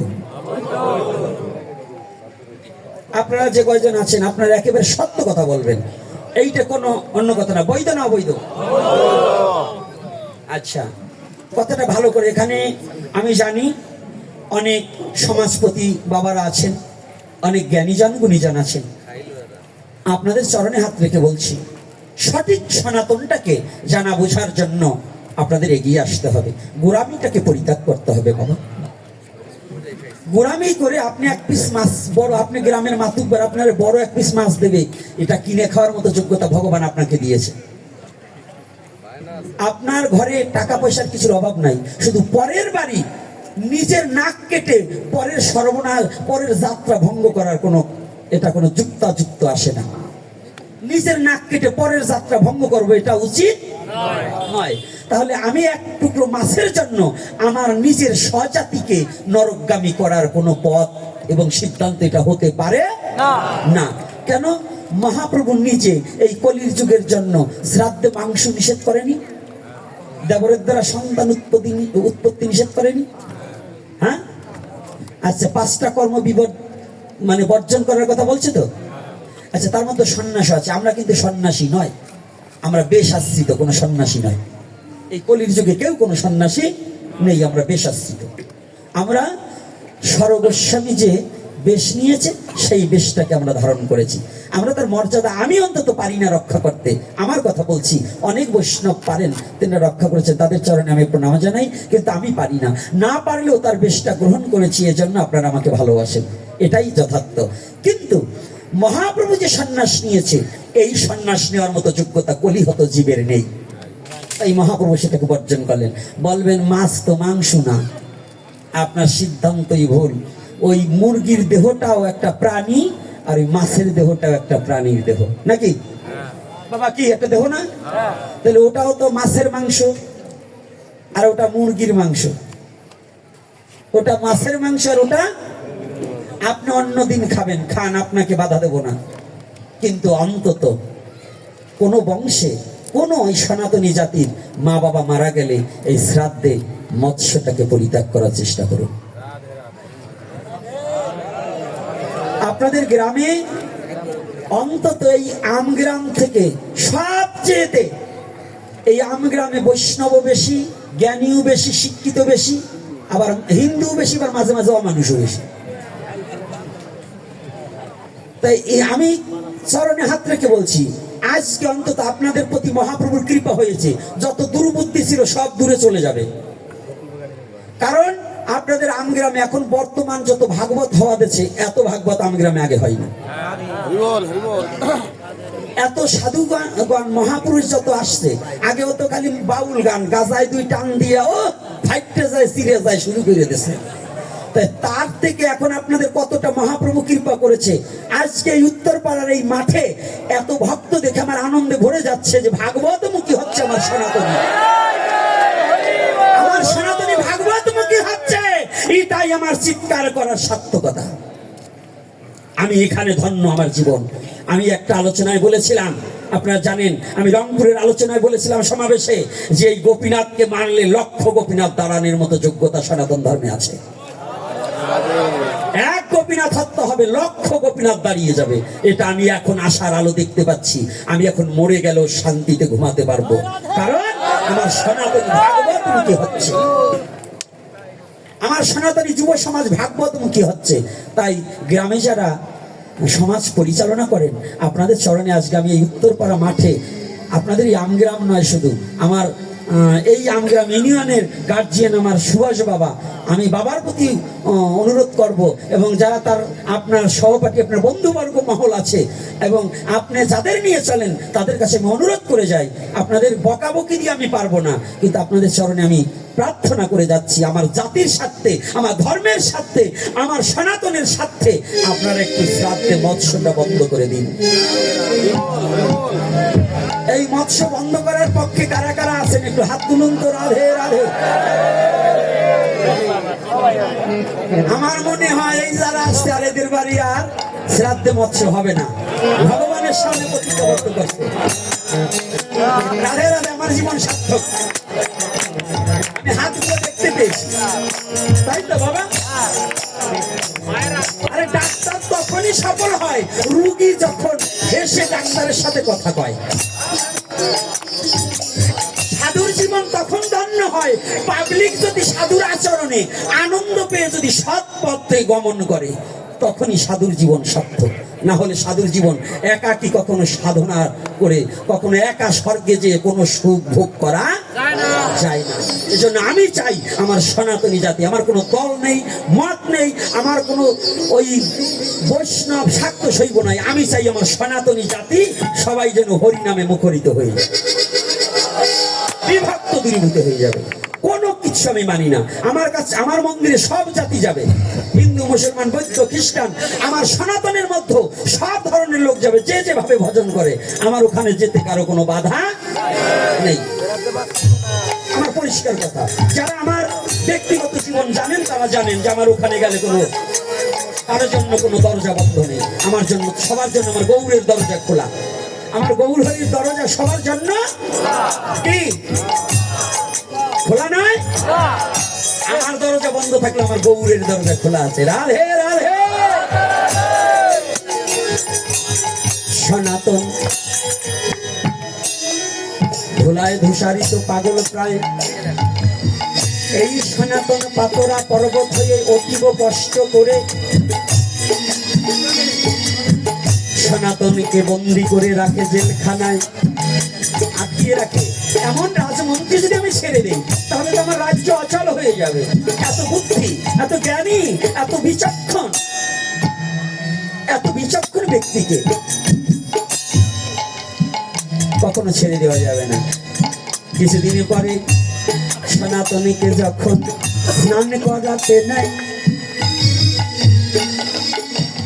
যারা যারা স্নান করাতে নিয়েছিল তাদের সাথে সনাতন পরামর্শ করলো, ভাই আমার তো উপার্জনের কিছু ধন আছে, তোদের কিছু করিলেই তোরাই আমাকে ছেড়ে দে। আমার মন চলে গিয়েছে আমার গৌর চরণে পাবার আশা।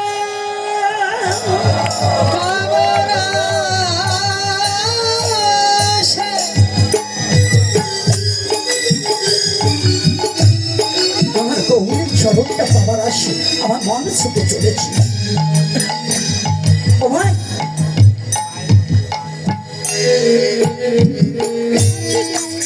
তুমি একবার আমাকে ছেড়ে দিন।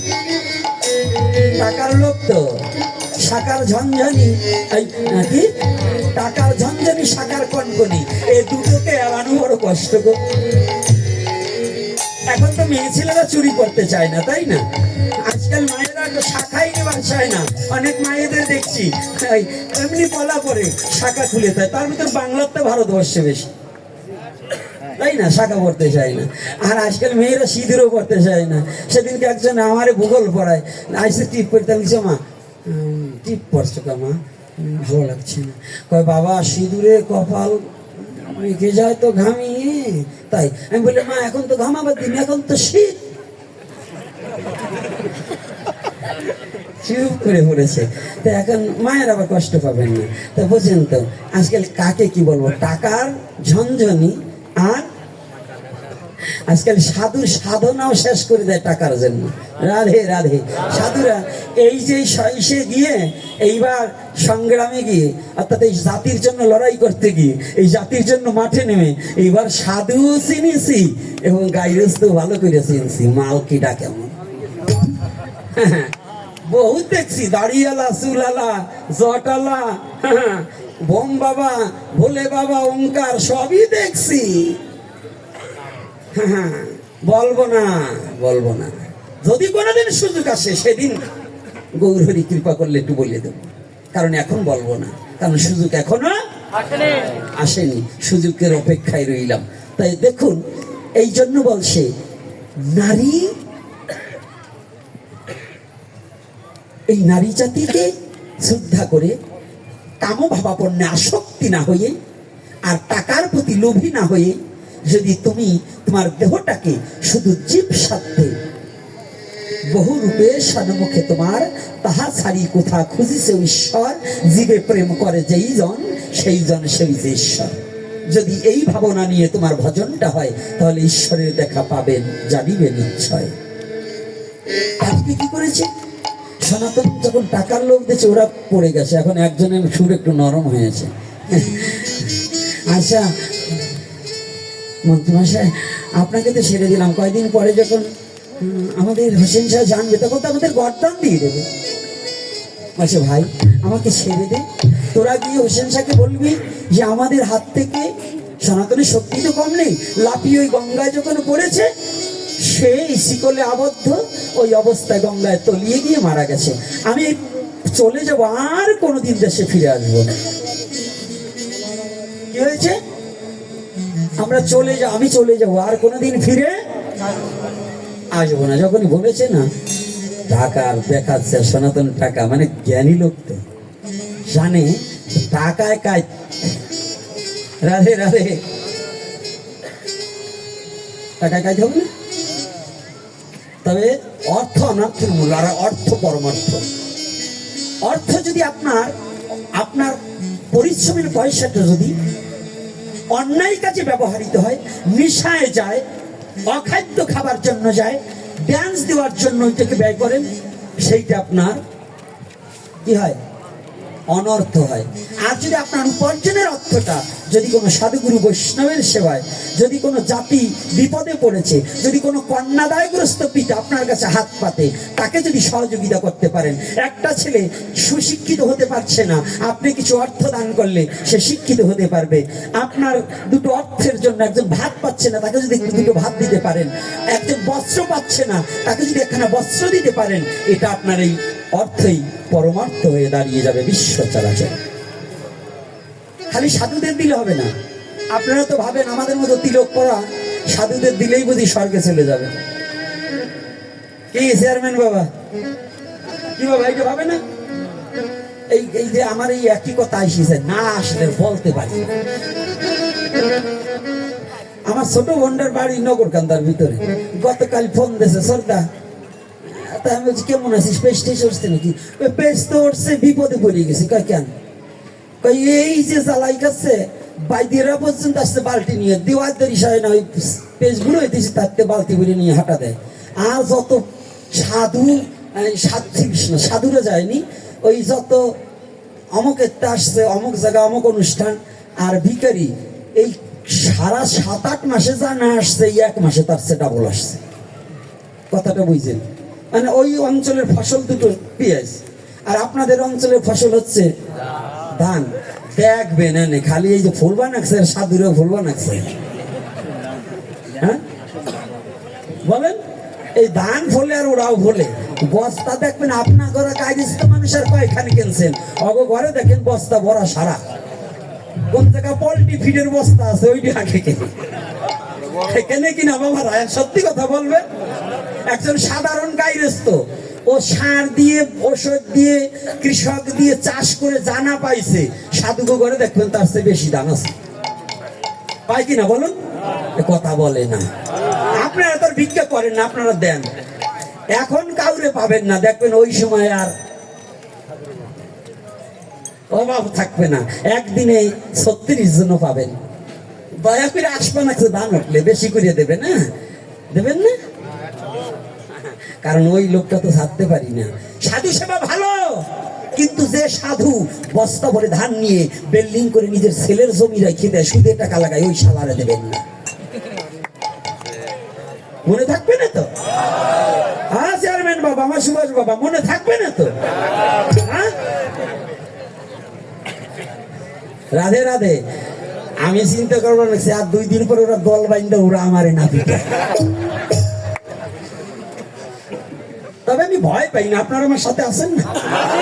ও মা আছেন তো মা? হ্যাঁ, একেবারে আমি ছাড়া আপনাকে কষ্ট কেউ বুঝবে না। দেখেন আপনারা কত কষ্ট করে ধান উড়ান, কি রৌদ্রের মধ্যে ধান সারেন, এই যে সাধুরে নেবে এই কি সহ্য? আবার কিছু এই জাত কিপটে আছে ধানের কাড়ি দিয়ে কয় আমার এই বাড়ি নেই, আমাকে বাড়ি ওই জায়গায়। আমি তো জানি, এই জন্য একটু একটু বললাম, আপনাকে কষ্ট কেউ বুঝবে না আমি ছাড়া। যাক, রাধে রাধে, মানে একটু আনন্দ দিতে হয়। সবাই তো খালি হরি কথা শুনবার আসে না, আসে বাবা? হ্যাঁ, নবরসের গৌর আমার উদয় নদী আয়, নব মানে নূতন, নব মানে নয়। এজন্য খালি এক সাইডে হরি কথা বললে হবে না, আনন্দের কথা বলতে হবে। যে আনন্দ পেতে পেতে যুবক শ্রেণীর ছেলে মেয়ে এই হরি পথের দিকে ছুটে আসবে, এই আনন্দের কথা শুনতে শুনতে একদিন হরি কথা ওদের হৃদয়ে গেলে ওরাও একদিন ভক্ত হয়ে হরি গুণগান গাইবে, জানিবে না। এই জন্য আনন্দ দান করার কথাও বলতে হয়। রোগী যখন, বাচ্চা যখন রোগী হয়, মা নিয়ে যায় ডাক্তারখানায়, ডাক্তার মশাই ট্যাবলেট দিয়ে দেয়। ছেলে তো খেতে চায় না, তিনটে ঔষধ মনে মানে না, না খাইলে তো ছেলে বাঁচবে না। মা কৌশল করে কি করে, একটা বাটি ধরে স্তনের পরে, মা স্তনটা টিভি দিয়ে 2 ফুটা দুধ দেয় বাটির ভিতরে, ঔষধটা টপ করে দেয়। ছেলেরে বলছে, খোকা দেখ, ও দুধ দিচ্ছি, খা। মা দিচ্ছে দুধ, মা কি দিচ্ছে? ঔষধ। ছেলে দেখছে কি? দুধ। খেলে পরেই অসুখ সেরে যাবে। রাধে রাধে। তাই আপনি আনন্দের জন্য যদি হরি নামে আসেন, ভাগবতীয় কথায় আসেন, এইভাবে এক সপ্তাহ যদি কেউ হরি কথায় আনন্দে আনন্দেও আসে, একদিন না একদিন তার মধ্যে হরি প্রেম জাগ্রত হবেই হবে। এজন্য মাঝে মাঝে নাচাবো, গাওয়াবো, কাঁদাবো, হাসাবো, তবু হরি নাম শ্রবণ করতেই হবে। রাধে রাধে। মনে থাকবে তো? হ্যাঁ, মনে থাকবে না? ওই যে এই পাশের থেকে কয় না, দেখছেন, আমার খায় আমার পরে আমার কয় আন্ডারস্ট্যান্ড। ওরা না বলে কি লোক রে বাবা। দাঁড়াও, এখন আর কিছু বলবো না, নিয়ে নই, কায়দা মতো জায়গায় বলেন তো। ছাগল সোজা কোন জায়গায়? আরে না, ওটা আরো লোভ জন্মায়। এই যে এইরকম জানো, ওইটির ভিতরে ওই যারাটাই কয়, মানে ওই ম্যানেজার কয় কচুর পাতায়, এই ছাগলে বিরক্ত করলে ও 2টো কচুর পাতা টানে ঠাইসি ধরলে চিত হয়ে ঘুমাই পড়ে। এই জন্য বলছে ছাগল সোজা কচুর পাতায়। তাই আজকে যাক, রসিকতা ছেড়ে দিয়ে আবার যাই সেই আলোচনার ভিতরে। জয় শ্রী রাধে রাধে।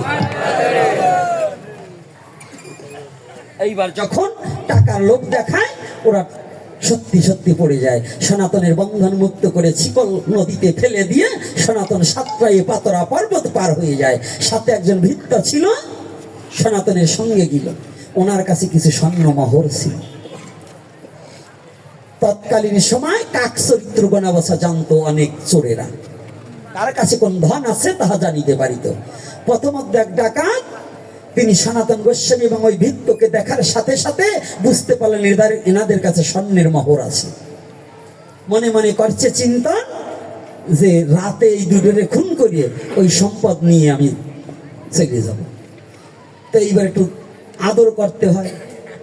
মারছে যে ভালোবাসা, সে কি আমা কি বলো না কেন? ডাইনি তো ওই জায়গা না, তো তোমাদের মধ্যে দিই তো আছে। আজকাল বৌমা নাই তো, আজকাল বুমা। বাস টইলে সংসার শেষ। বৌমা আছে, বুমা আছে, প্রতি ঘরে ঘরে বুমা 2 সাইডে ফিট করা আছে। কোন দিন দুটো তার নেগেটিভ পজিটিভ এক হবে, একেবারে সংসারটা হরিবোল হয়ে যাবে।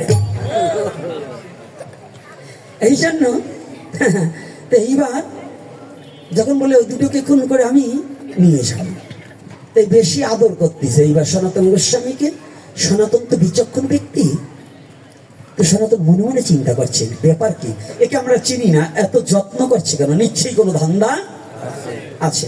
অপরিচিত লোক আপনাকে বেশি আদর দেখালে বুঝবেন যে এটা কায়দা আছে। তো এইবার সনাতন তো একজন মন্ত্রী, তার মাথায় তার এই আমাগো মতো ফ্যান খাওয়া না। আমাদের আমরা যারা রাজা মন্ত্রী হই না, অনেক সময় নিজেদেরকে মন্ত্রী হওয়ার সাথে সাথে পিছনের কথা সব ভুলে যায়। কত মন্ত্রী আছে ভাত পায় নাই, কায়দায় কায়দায় ওই আসনটা ভগবান একটু কৃপা করে দিয়েছে, এইবার ওই জারটা খাইছে তার মাথায় বাড়ি মারে। আছে না? আছে কিনা? এই বাংলাদেশে ৭১-এর পর হইতে এই পর্যন্ত অনেক মন্ত্রী সনাতনের বাড়ি খাইয়ে মানুষ হইছে, আবার সনাতনের জায়গায় দখল করছে। করে নাই? দেবতার সম্পত্তি দখল করে নাই? এখন বর্তমান তত্ত্বাবধায়ক এই বর্তমান কি সরকার? অন্তর্বর্তী সরকার। ও একেবারে বয়রা সরকার, এই সনাতনীর কথার কানে শোনে না। ও গেছে ওটা সনাতনীর জন্য না, কারণ সনাতনী এত ৮ দফা দাবি নিয়ে উনি আমাদের একবারও ডাকেন নাই, আমাদের সাথে কথা হয়নি। আরো বরঞ্চ মিথ্যা মামলা দিয়ে অন্তর্বর্তী সরকার আমাদের চিন্ময়কে এখন পর্যন্ত জেলে রেখেছে, এখনো পর্যন্ত জেলে রেখেছে। তবে জানবেন, আপনি অন্তর্বর্তী সরকার, একদিন আপনারও বেলুলেস থাকবে, আপনিও বাবু থাকবেন না বেশি দিন। অন্তর্বর্তী সরকার যেদিন যদি কোনোদিন সুবিধা আসে, যে কোনো দল একদম ক্ষমতায় আসবে, সেদিন আপনি থাকবেন না। তবে আপনি যে আমাদের যন্ত্রণাটা দিচ্ছেন এবং মিথ্যা মামলা দিয়ে আমাদের সনাতনীদের হৃদয়ে দাগ কাটতেছেন, সনাতনী প্রতি হারে হারে আপনার কথা মনে রাখবে, এই বেঈমান হিসেবে বিবেচনা করবে। যদি আপনি এখনো সনাতনীর কষ্ট না বুঝেন। আর সামনে 23 তারিখে শুনানি হওয়ার কথা, আবারও ডেট দিচ্ছে। এত ডেট পাল্টাচ্ছে আমি বুঝি না, কারণ ওনার মধ্যে কি আছে? নিশ্চয়ই মিথ্যা মামলা দিয়ে সনাতনীকে কোনোদিন জেলে আটকিয়ে রাখতে পারবে, জেলে রাখতে পারবে এটা অন্যায় ভাবে, কিন্তু ঈশ্বরের জেলখানায় আটকাতে পারবে না। সনাতনী মুক্তি পেয়ে বিশ্বের মাঝে মাথা তুলে দাঁড়াবেই দাঁড়াবে। এজন্য রাজনীতির কথা বলছি না, আমার জাতির কথা বলছি, দুঃখ যন্ত্রণার কথা বলছি। চিন্ময়ের কোনো দোষ নেই। ইসকন কোন গভর্নমেন্ট সারা পৃথিবীর কেউ ইসকনকে নিষিদ্ধ ঘোষণা করতে পারেনি। নির্বোধ যারা, বেয়াকুব যারা, মূর্খের দল যারা, তারা ইসকনকে নিষিদ্ধ ঘোষণা করা হয়েছে।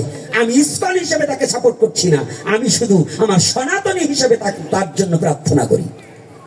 আমি ইসকন হিসেবে না। ইসকনের মধ্যে ওই যে একজন বসে রয়েছে ঢাকাতে স্বামীবাগে, চারুচন্দ্র দাস ব্রহ্মচারী। এই চারুচন্দ্র দাস ব্রহ্মচারীরও একদিন এই খেসারত গুনতে হবে।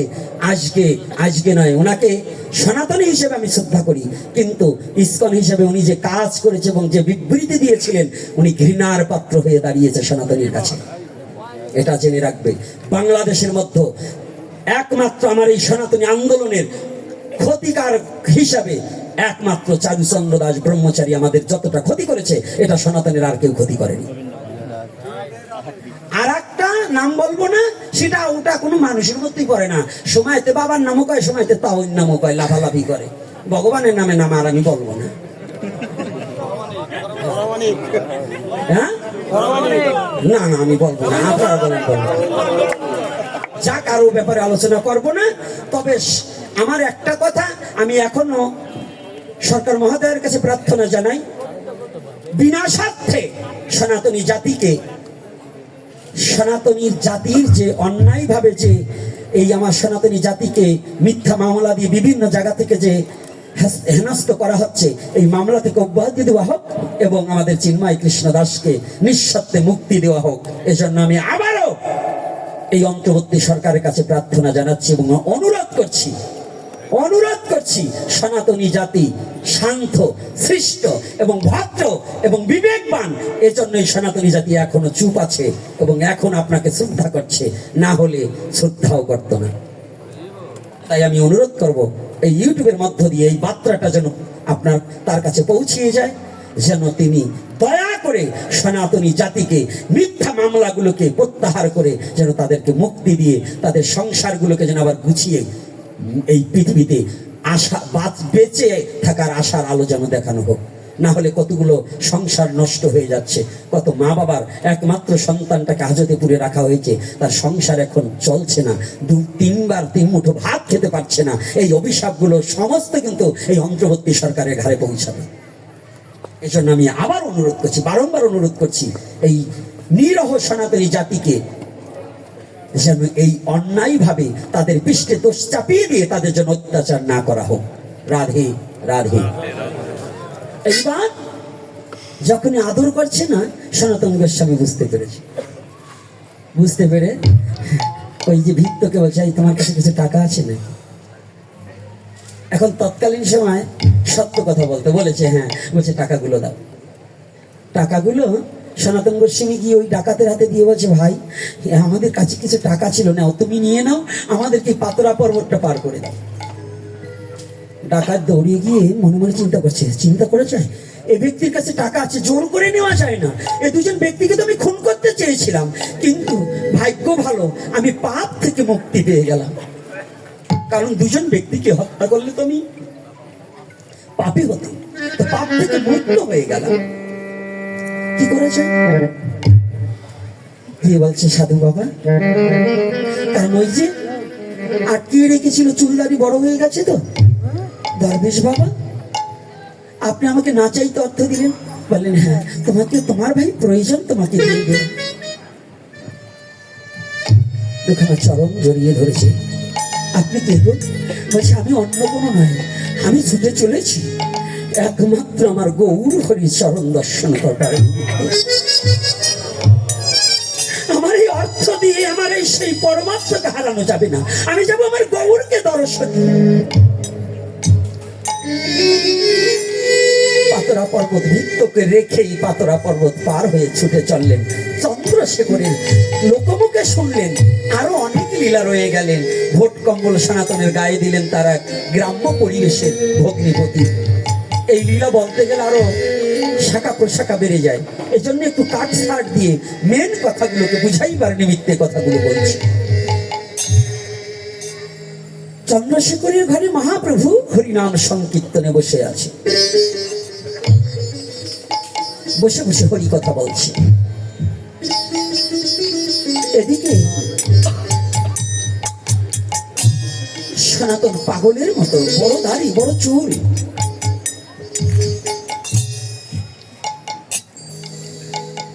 এই গতকাল একটা ইউটিউবের একটা দেখেছি, আমাদের একজন সাধু বাবা,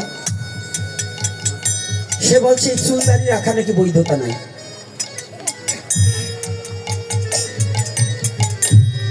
না, এটা তার সিদ্ধান্ত ভুল আছে। কেউ জানা যাবে না যে আমি পৃথিবীর সব জানি।